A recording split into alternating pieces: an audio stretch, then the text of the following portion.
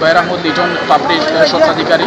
তো এইখানের মধ্যে ওনাদের পতাকা কাটাকাটি হয়েছে। ওইখানে যাত্রী ছাউনি আছে লালাবাজার কেন্দ্রীয় মসজিদের সামনেই ওইটা। তো যাত্রী ছাউনির ওইখানের মধ্যে মানে থাকবে ওইটা উনি বলছে যে এইখানে মাঝে থাকুক, মসজিদের কোনো সমস্যা নেই, মসজিদের কমিটির কোনো সমস্যা নেই।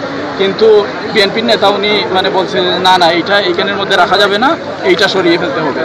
ওই পতাকা কাটাকাটি নিয়ে এই মেইন ঘটনাটা হচ্ছে। ওইখানের মধ্যে উচ্ছেদ করার জন্য, ওই যে যাত্রী ছাউনি উচ্ছেদ করার জন্য বিএনপি নেতা মানে চাইছিল। আর উনি বলছে যে না, এটা মসজিদ কমিটি মানে বলছে যে এখানে থাকলে কোনো ধরনের কোনো সমস্যা নেই।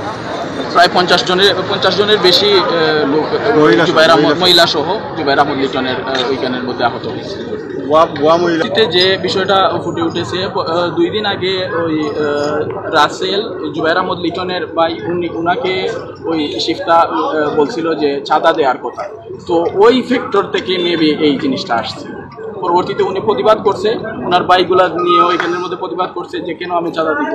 প্লাস হচ্ছে ওইটা মানে মসজিদ কমিটির যদি পারমিশন নিয়ে আপনি করেন কোনো সমস্যা নেই, কিন্তু ওনার পার্সোনাল মানে অ্যাটাক করছে ওই শিফটা।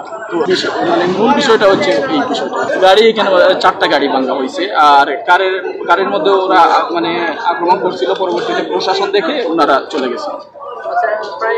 আরো বেশি সময় ধরে এখানের মধ্যে প্রশাসন নীরব দর্শকের মতো ভূমিকা পালন করছে। এখানের মধ্যে প্রশাসন ছিল, প্রশাসনের প্রায় 3 থেকে 4 গাড়ি প্রশাসন এখানের মধ্যে মজুদ ছিল, কিন্তু নীরব দর্শক ওইখানের মধ্যে শুধুমাত্র দেখেছে।